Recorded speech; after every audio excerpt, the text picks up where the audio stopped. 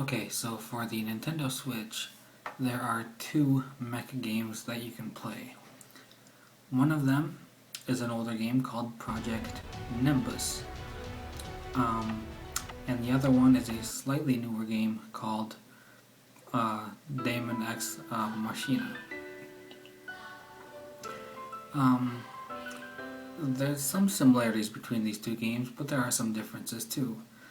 The biggest similarity is that you pilot a mech suit in a post-apocalyptic world. The differences, however, is, for one, the art style. Project Nimbus tries to go for more of a sort of realistic approach. It has like PBR materials and somewhat realistic lighting, that kind of thing. Whereas Daemon X Machina goes more for the sort of cel-shaded approach, slightly more cartoony, bright, and vibrant.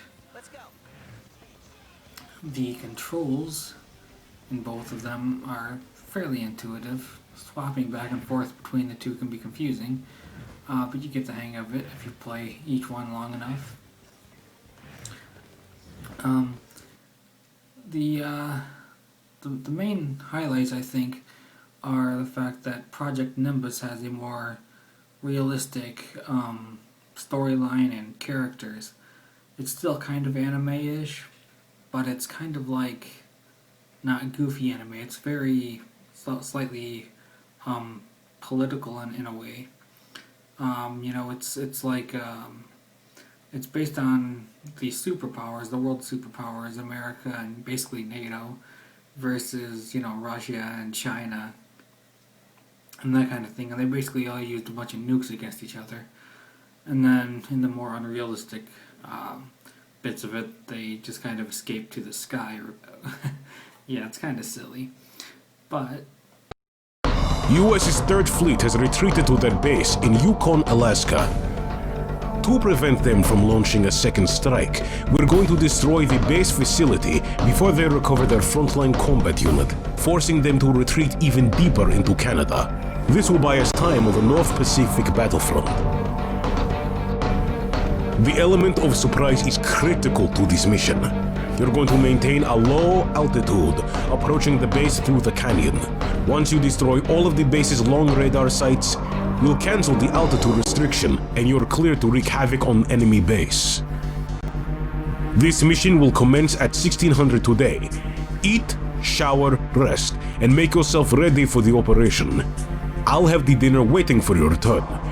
We've got beef stroganoff, grilled salmon, and vanilla ice cream tonight.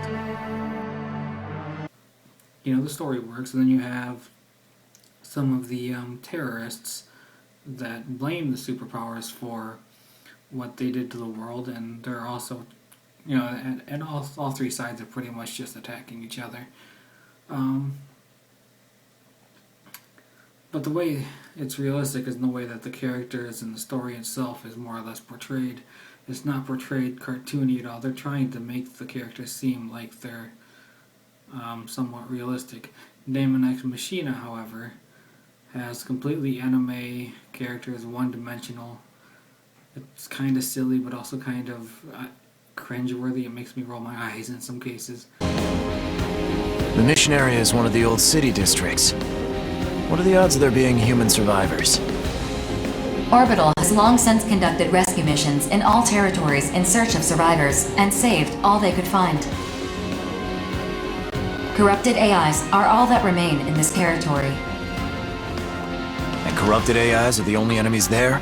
Nothing else? No new immortals or anything? At this time, I'm unable to confirm that. AI grunts aren't worth a whole lot in terms of credits. But if we don't need to worry about survivors... If you're done complaining, could you decline already? My sisters and I can clean this mess spick and span. I never said I wouldn't accept the mission. We've got dreams to save up for, after all. And with the Immortals more active than they've ever been, Jack's had a real fire in his belly lately.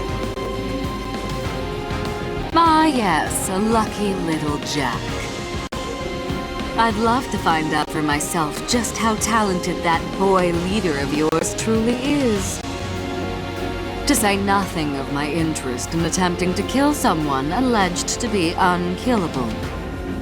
Knock it off. Like, Jack may have the best service record between the five of us, but at the end of the day, he's still just a boy. A wink and a smile from that pretty face of yours would make him crater his arsenal just like that. Besides, do I look like the type to forgive someone who'd threaten to kill him? Oh my, aren't you precious? Sheesh.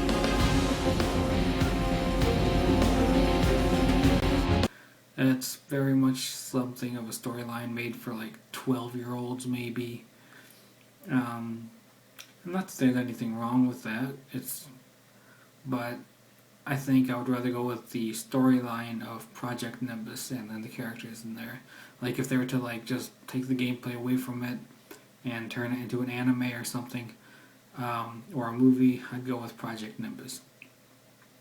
The gameplay, on the other hand, that's something completely different. I think that the gameplay in Daemon X Machina is much better. The gameplay in Project Nimbus isn't horrible, but it gets repetitive. It's basically just sphere strafing, not circle strafing like in a typical first-person shooter, but more like sphere strafing because it's in 3 dimensions, and you're just shooting at all the enemies. Right? Oh, you gotta run out of ammo here, so let's swap it to this weapon. Oh, just used up all that ammo, let's swap back to this one, back to that one. I'm sure you could form a strategy with it, but it just seems pointless. You're just basically cycling through different weapons as you're sphere strafing the enemies. And that gets kind of boring. Daemon X Machina, however, has you actually able to use all the weapons at once, and you get a variety of weapons, and you can customize your mech. Whereas in Project Nimbus, you have to choose whatever mech the mission gives you. And you can't really do any kind of customization to it, like, at all. So there's some pretty big differences there. So I think story-wise, Project Nimbus is superior, but I think that gameplay-wise, Daemon X Machina is for the most part better. The environments offered in both games really can be pretty interesting, and they can offer some pretty boring environments in both games as well. It's just I don't know, I think that's kind of a toss-up between those two. So peace.